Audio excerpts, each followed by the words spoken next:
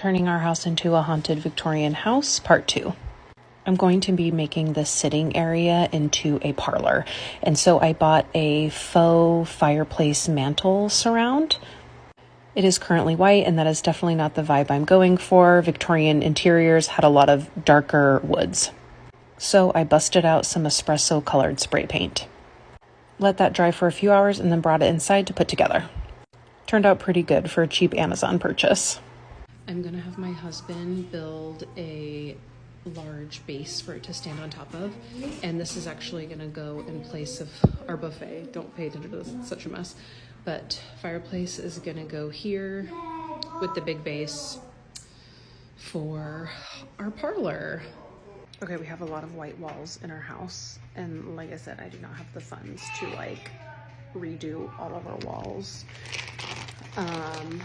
So my plan is for the seance room to just hang and drape a bunch of this black crepey, what do they call it? Hold on. The black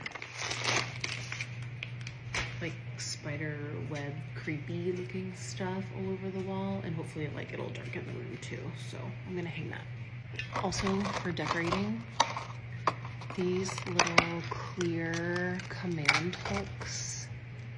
These little guys have been a lifesaver, so I'm gonna use these. All right, so getting to draping here. One thing that this project has made me really realize is how much freaking white wall space we have. And I feel like the vibe that I'm going for in this room is going to be the seance room. It really needs to be dark and moody. I only want there to be candlelight in here. I started draping them from the chandelier to the sides of the walls. Then I had to call in the big guns and get the big ass ladder in the room, and I am kind of terrified of heights, so this was super fun for me, / I saw my life flash before my eyes a number of times. Also draping the cloth on this wall here, once again, just because there's so much white wall and I need to just darken the space. I ended up running out of the cloth and could only drape half of the room, and so I Amazoned some more for hopefully that comes tomorrow. Next up is hanging the floating candles from the ceiling. Like I said, I just want it to be candlelight in here, very moody.